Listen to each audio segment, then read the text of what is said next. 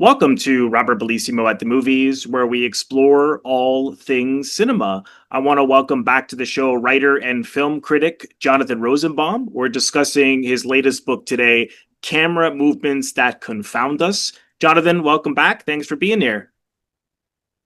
Thanks for inviting me. I wanted to ask, because to me, anyways, unless I'm wrong, I can't think of many books that are purely about camera movements, and I was fascinated by it. Can you talk a little bit about where the idea came from? Oh gosh, it came from camera movements, basically, and being confounded by some of them. I think it's, you know, I wanted to make this a kind of experimental book, and because of that, I've had some uncertainties about it, about how it came off. But I was actually quite pleased when I was talking with my favorite academic film critic and a good friend, James Nairmore, who's read it, and he actually called it a small masterpiece, which made me really feel good. Because I haven't had much, hardly any feedback of any kind on this book, and I think Oh, it's obviously, I don't know, it's a book where I basically am taking a lot of chances, but also I wanted to do a kind of an outrageous book in a lot of ways. I don't know if that makes any yeah. sense. It was important to me to kind of like use the idea of camera movements to deal with a lot of things, including aspects of contemporary culture. Like the evening news that uses Right. camera movements and things like that, and connect it with just more than I didn't want to make it just a pure formalistic type of thing. So Hmm. that's why I get into whole questions about, social class and, like camera movements that we associate with having lots of money, and things like that. Um, but anyway, I'm curious to hear more of your reactions. Well, I liked it a lot because I mean it's just something I can't I don't know if I've read a lot of people, I mean, sure, you film criticism, people might talk about uh, a certain shot or the camera panning and stuff, but so much film criticism that I've read is about the characters, about the maison, the story, the themes, the cinematography. So this one was really original and new, and made me really want to see a lot of the movies that you because I mean a lot of them I'd seen, but there was a number I hadn't seen.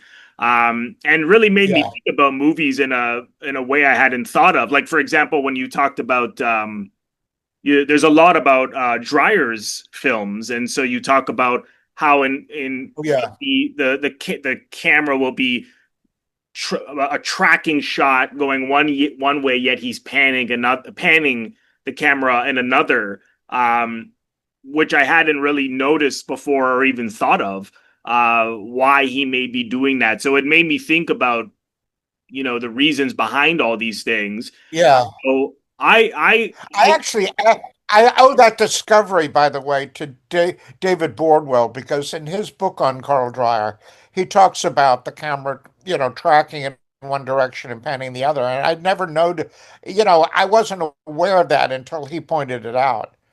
right. So even though he unfortunately is no longer with us, I wanted to credit him for helping me in that respect. Hmm. What on the topic of Dreyer, because there was a number of Dreyer films. I think Dreyer was the one filmmaker. Correct me if I'm wrong, that you talked about the most.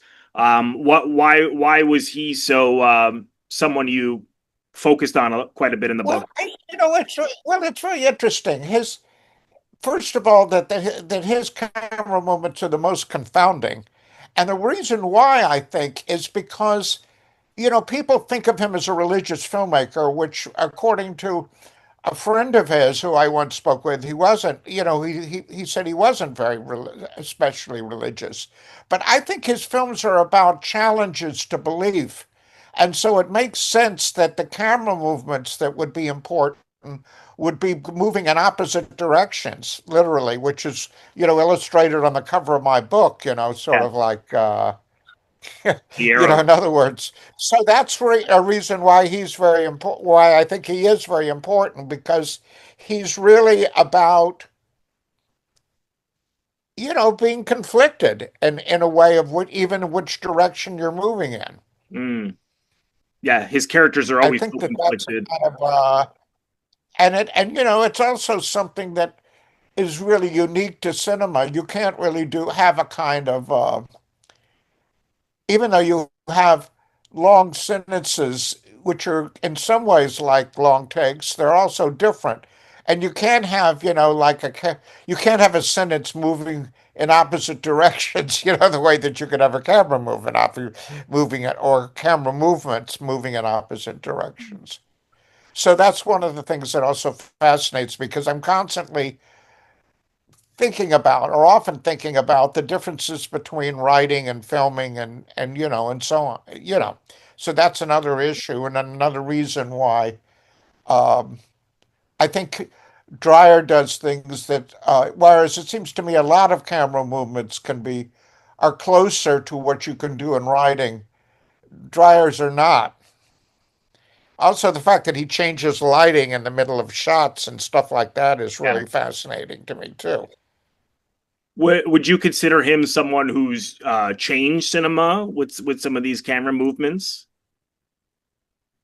Well, I think so, because I even suggest, although I think, I don't know if anybody else has pointed this out, that may have been the inspiration behind shots in, like, Vertigo, for example, because, we do know that Hitchcock saw everything.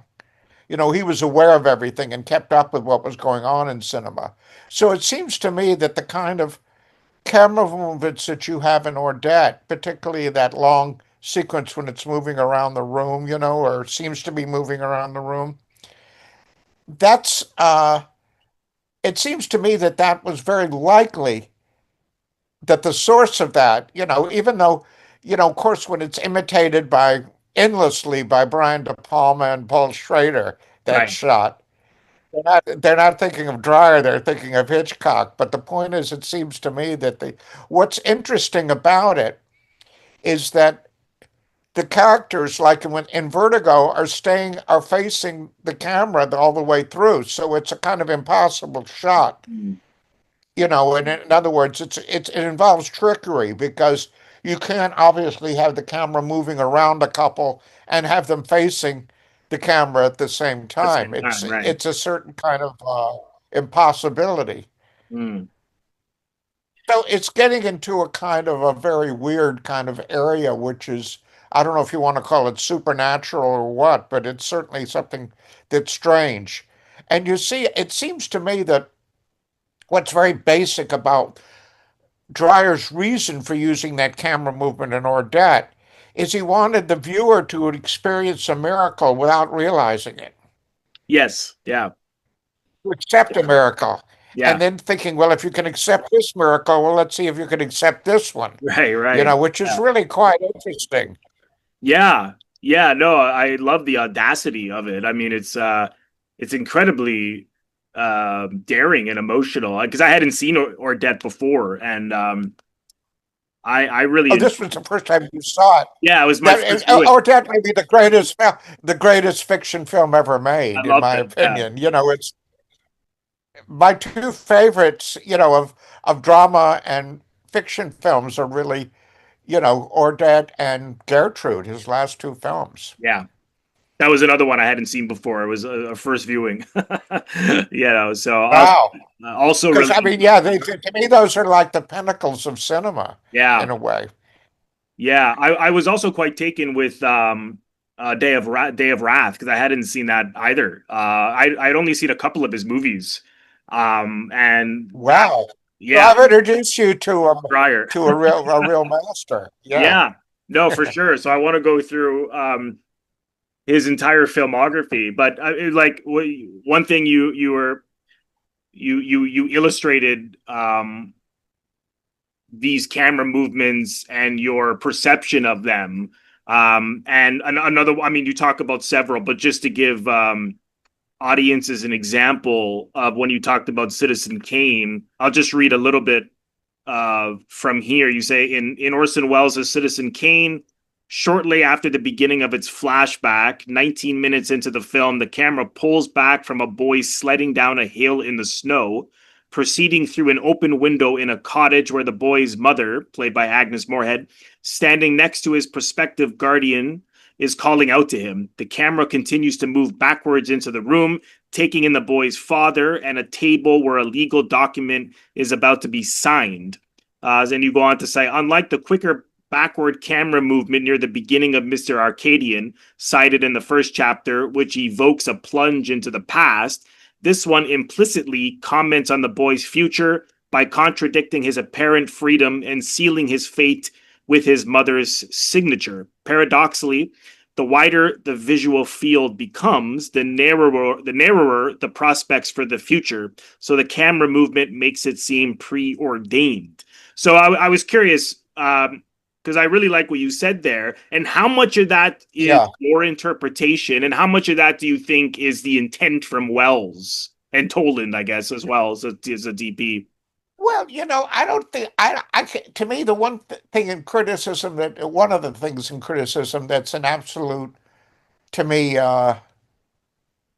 taboo is intentions. I mean, artists don't even know their own intentions. Right. Sometimes they think they know what their intentions are, but they're sometimes. So I don't think you can really talk about intentions.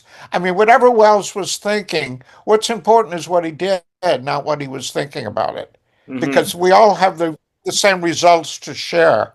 So I have no idea what he was thinking when he decided to do it. But I do think that Wells was instinctively had the right reflexes, to do that. So in other words, to convey that meaning, because it seems to me that there's something very, yeah, it's like some kind of like camera movements as we experience it in film history have an awful lot are very much connected to silent German cinema. That's where it comes from. That's where you had a sort of a lot of freedom with the mobility of the camera, Yeah. and they were technically in advance. And that's even why, Fox hired Murnau to come to the United States because he was sort of like technically in advance in certain ways of what was happening in Hollywood. Mm. So that's why, which makes Sunrise a very special film in a lot of ways, Right. because it's sort of like bringing German ingenuity and complexity of a certain kind to Hollywood in a way that it hadn't had it before. And it had an enormous impact, even on people like John Ford and Howard Hawks. They've talked about it, about to what extent they were really influenced by Sunrise when it came out. Mm-hmm. And of course, there were other films that were even using some of the same sets, you know, at Right. Fox. So I think that yeah, I don't think we can talk about intentions because I think that that's not something that's, as I say, even if people think that they know what their own intentions are, that's sort of like fairly elusive. And also, Wells might have thought one thing when he did it and another thing after he did it, and it may be another thing before he did it. It's like that's kind of a very slippery slope that we're dealing with when we talk about intentions. Yeah. Uh, Yeah, I'm always fascinated by that. Like recently in Toronto, Charles Burnett was here and he did a Q&A after new 4K restoration of Killer of Sheep. And people asked him yeah, questions, and a lot of the times he says he couldn't answer, why did he do this? Why? And then one of the people in the audience pointed out something, and Charles said, I never thought of it that way. It's like here 50 years later, he's seeing, from the help of for the sure. it's really interesting. No, and I think you see what I think is really important. It may sound like a kind of absurdity to say this, but I sometimes think the work of art knows more than the artist. Mm, right.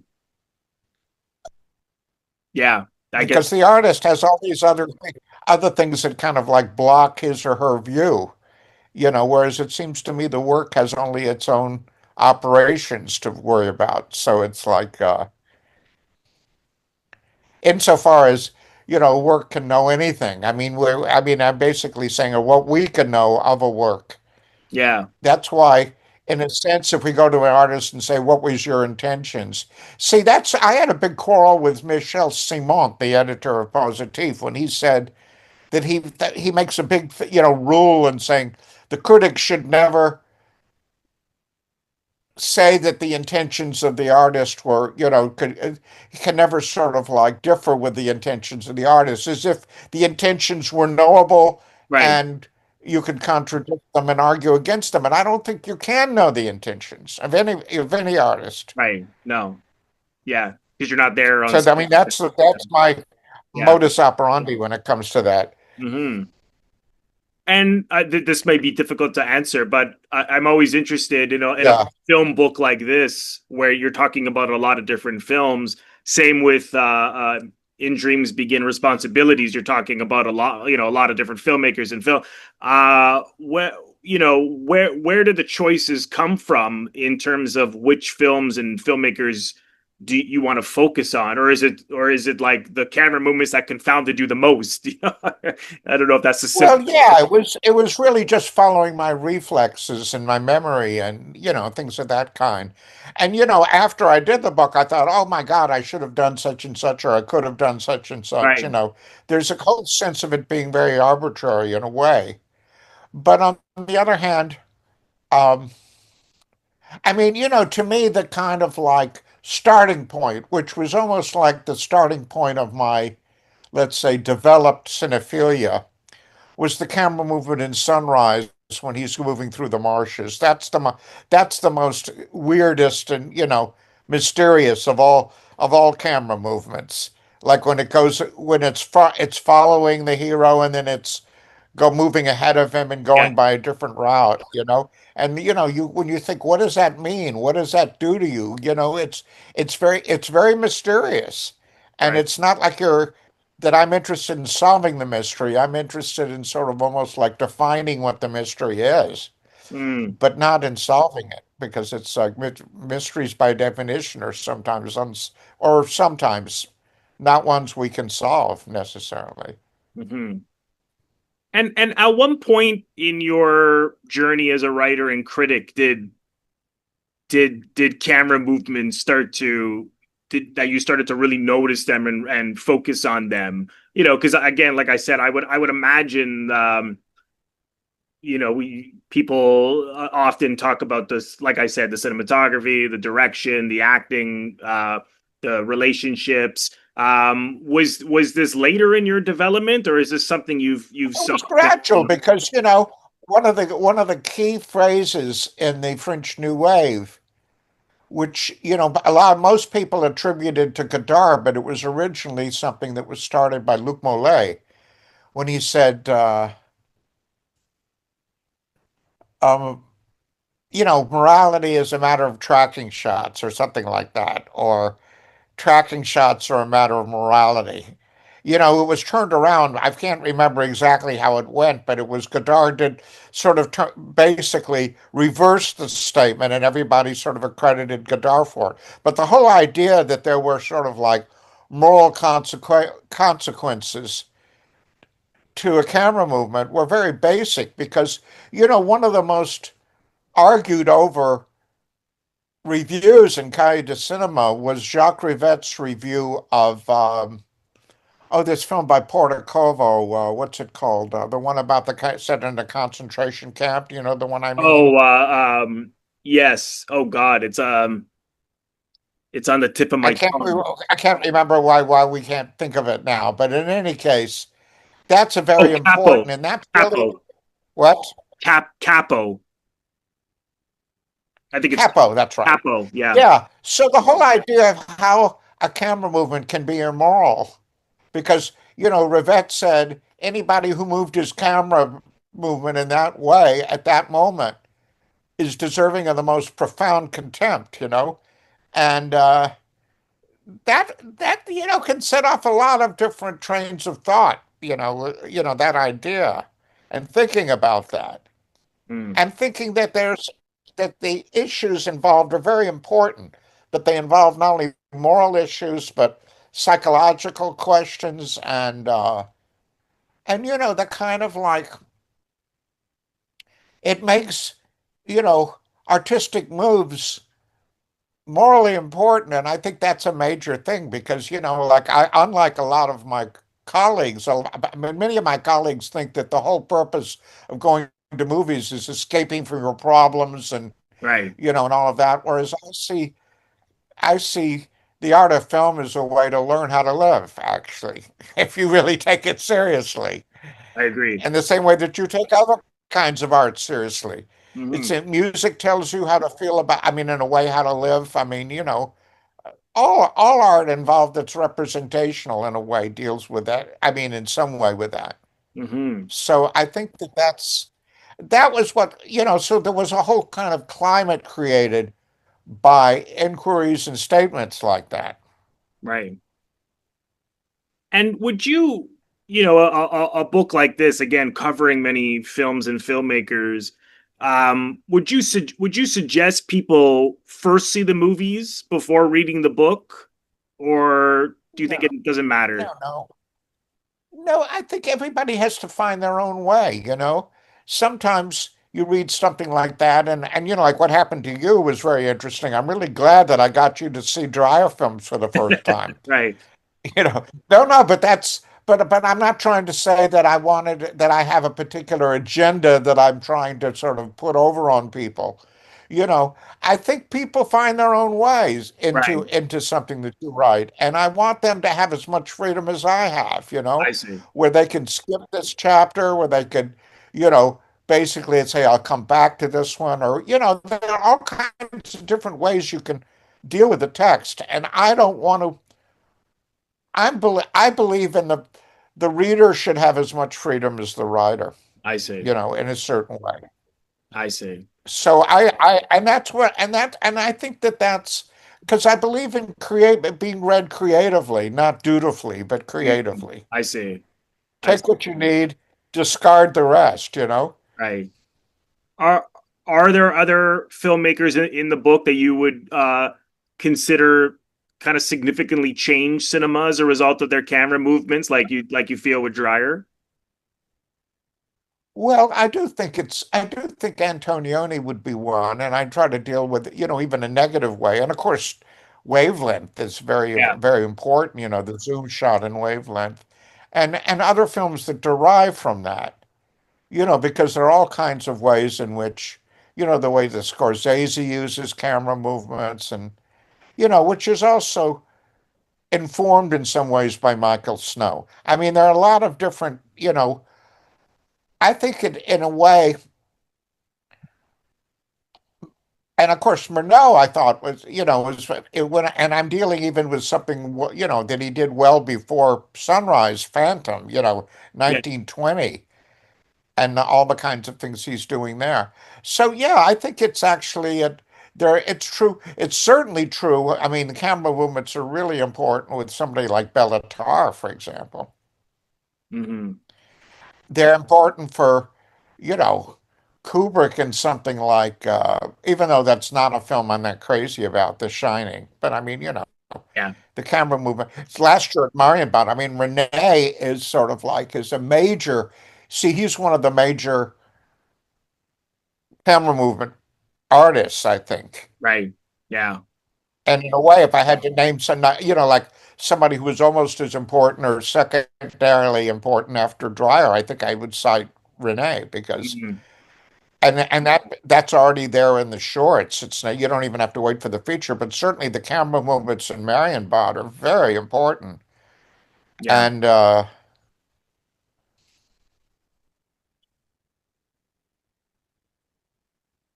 so I think it's something that yeah, it obviously has a lot to do with cinema, and even the fact of the camera not moving becomes an important thing too. I mean, that Warhol is almost, unless he uses zooms, basically in Warhol, the only kind of, and that's not exactly camera movement, a zoom. And then that raises a whole kind of like question about to what extent is a zoom a camera movement or not. which you can also ask, with somebody like Snow, because it's like you're not moving, but the camera is seems to be moving. I don't know. It's more complicated, Yeah. obviously. So I'm just trying to open up this as yeah, I think there have been other people who've dealt with it. I mean, another film that it seems to me that deals a lot with camera movement, and a filmmaker who does a lot is Altman. I mean, Mm. and it's part of the same principle that has him, using all these mics and the improvisational aspect where, you can adjust the sound levels so that you hear more of what this person in the background of the shot is saying and Yes. less of what the person in the foreground is saying and things like that. Mm. And so basically what the camera movement is part of an overall strategy involving different kinds of choices the filmmaker has, and and that the viewer has, or that's being imposed on the viewer in certain ways. Um, but usually camera movements involve, somebody's choice, Right. and that's what's always kind of like significant too. Hmm. That they're not, and what's disturbing to me about the camera movements in the daily on, the evening news on TV is that it doesn't seem to have any sort of like purpose at all except to kind of like create this idea of, boy, this is really important. You know, Right. this is really vital. This is, but that's almost like putting what you're saying in italics. It's not really using your intelligence. It's basically just pumping up whatever you're doing. And so there's something a little kind of phony and fake about it, I think. It's Yeah. rhetoric rather than simple Right. declarative sentences. Mm.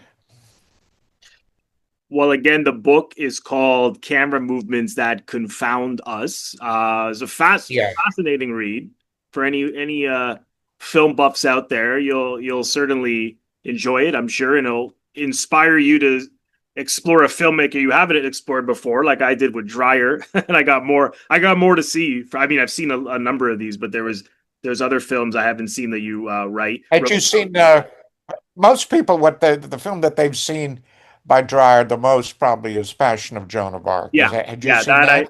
that I'd seen. I'd only seen that and Vampire. I hadn't the other only those A two. vampire. Yeah. Sorry, Vampire. Yeah.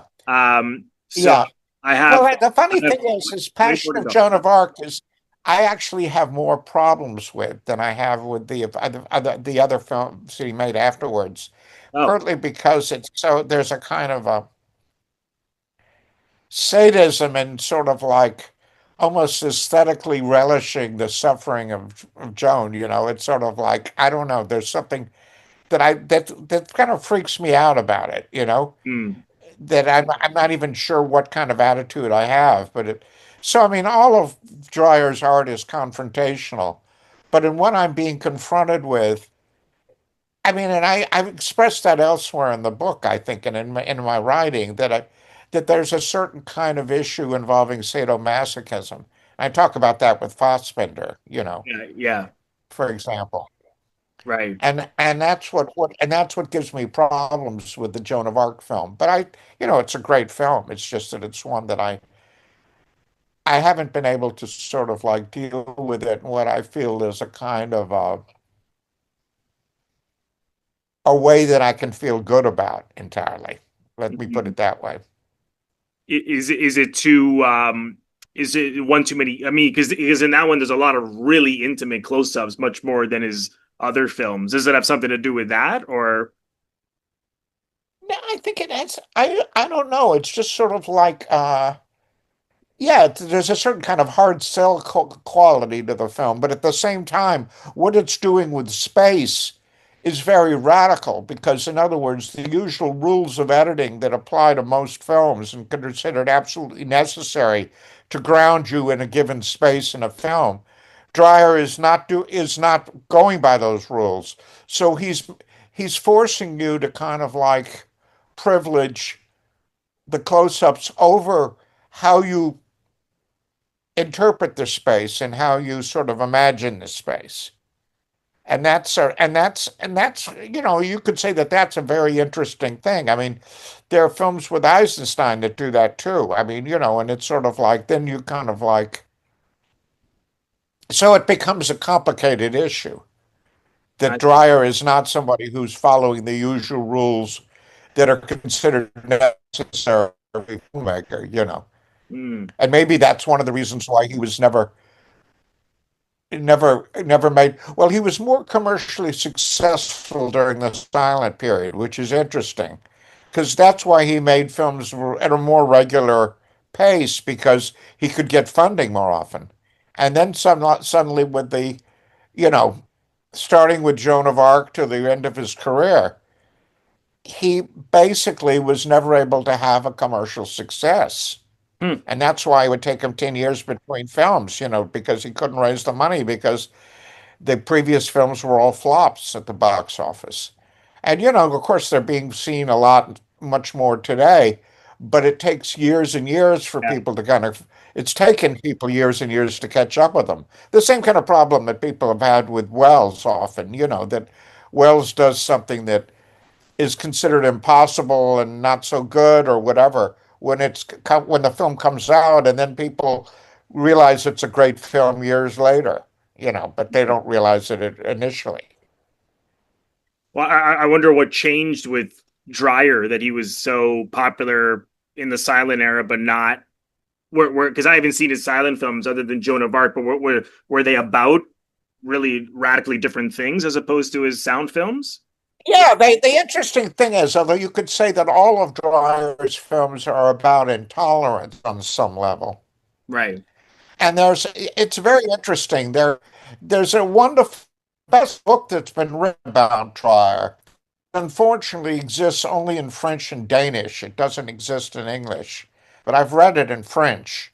It's a book by a guy who's no longer alive, but who wrote a dissertation on Dreyer and then wrote a biography. And the biography really talks about, and I've written at some length about this book and this critic in the piece I wrote for Sight and Sound about Gertrude, which is on my website.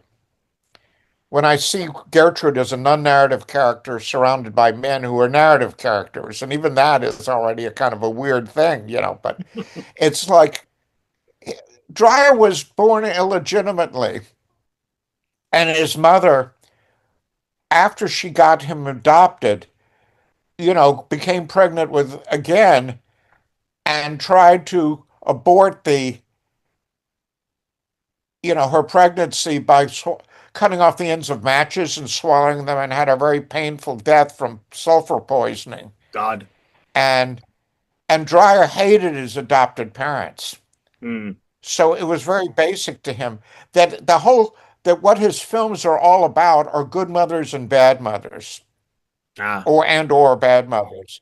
And the really interesting thing about Gertrude is both a good mother and a bad mother, Mm. whereas all the others are either Joan is the good mother, obviously, Right.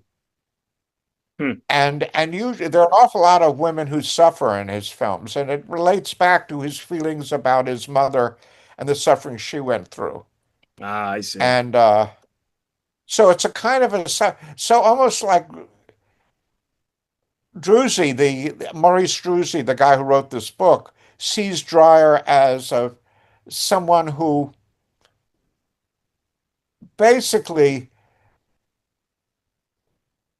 is trying to deal with in an internal way with the loss of his real mother and also his rejection of his adopted mother, Mm. who, by the way, when his adopted mother died, and he wouldn't even go to the funeral, so it's like Oh he was wow. sort of like totally because his adopted parents used to criticize him and say because they had adopted somebody else who'd given them money, you see, and because they hadn't given much money to take care of him, they always accused his mother of sort of saying she was a cheapskate because she didn't give us enough money to take care of you, Mm. and he was hated him even more for down, like bad mouthing his real mother.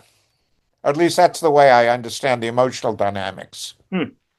So when he actually left home, the year in which he left home is the year in which Gertrude takes place, by the way. Oh, wow. And a major reason why he wanted to make Gertrude was because of the epilogue, which is not in the play, which is a scene he invented. And he wanted to film it on location, which was only 5 miles from where he was conceived. So that's part of the reasons why Druzy is kind of like really, sort of wrapped up in this sort of like explaining on some level. Again, that's not even about intentions because it might have been unconscious, some of these things. Yeah. But it was what drove Dreyer to be such a kind of fanatic about doing things a particular way. Hmm. And see, I think it's important that everything that we consider innovation comes originally from some inner psychological necessity on the part of the artist. I mean, and there could be different things that create that necessity, but I think that to me, what the importance of innovations is that they make inexpressible content expressible. Hmm. And that's sort of like a major motivation in a way. And that you have to sort of like invent a new way of describing something or depicting something in order to depict it at all. Right. And I think so in a way that kind of like is one way of explaining the greatness of Dreyer. Right. Is there a good book on Dreyer, English speaking book, biography that you'd recommend? No, there's no other, but there's just the book by Druzy, That's too which, as bad. I say, but I mean, I read my article. I think Yeah, I'll there have check been it out. good, very good critical articles. I don't think they're any good. I mean, I have mixed feelings about David Bordwell's book because it's very good about certain things and it's terrible about other things. He basically says that Gertrude is a film that expresses nothing and Dreyer comes up empty, and it's sort of like completely. And actually, Bordwell even admitted to me that his last chapter was wrong. Like he basically changed his mind, and he liked the piece that I wrote about Gertrude. Oh, okay. So I think that I actually think that my piece is one of my better pieces, but I think that there are other people who've written well about Dreyer. I'm trying to think and in English. Um, it's hard for me to, at the drop of a hat to sort of like come up with all the names, but Yeah. there's been a lot of writing about Dreyer. Okay. So, I mean, but in terms of ones who are dealing with, I'll tell you someone who taught me a lot and who's really great on Dreyer is P. Adams Sidney. P. Adamson. The person who died recently and who wrote about mainly about experimental film, but he treated Dreyer the same way he treated because Dreyer was an experimental filmmaker, you could Right. say, because he was insofar as he was doing things that nobody else had done.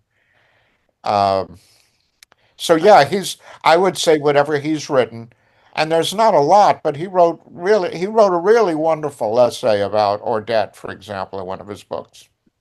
Okay. Yeah, he just passed away last month. Yeah. Is it okay? Yeah, I'll have to check that out. Well, again, the book is called Camera Movements That Confound Us. It's from you can get it on the website Sticking Plays Books website. You can get it there. Yes, in fact, and if you go directly to Sticking Place Books, that means both the publisher and I get more money, Yeah, much more money that way. If you buy it on Amazon, they pocket most of the money. yeah. That's why I never suggest Amazon anymore. Right?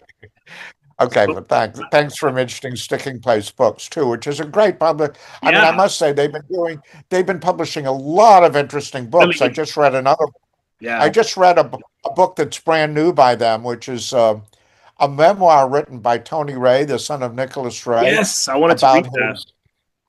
That his looks good. relationship with Gloria Graham. It's a terrific book, actually. Yeah, Really I'm going to interesting get it. in a literary way, as a work of art, I think. Mhm. Yeah, I'm looking forward to that. Well, I will leave the link in the description box, a direct link to the Sticking Place Books website to where you can get Jonathan's fantastic new book. So, Jonathan, thanks again. I appreciate your time and Thank you, Robert. Yeah, take care. take care. And thank you all so much for watching.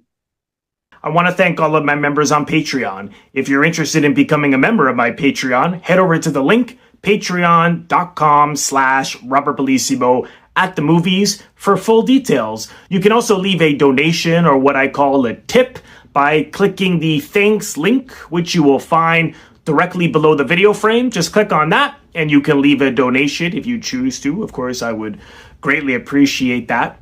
And lastly, if this is your first time here, please consider subscribing. It is absolutely free to do so. By pressing the Robert Bellissimo at the Movie logo, you will see it floating above my head in the top left corner to your top left. In just a second, just click on that. And then click the bell in order to get a notification every time I release one of my new videos. I would also really appreciate if you leave a comment, share the video, like the video. All of these things create traction onto my YouTube channel and really help share the video far and wide and the channel in general. So thank you so much for doing that, and I will see you all in the next one.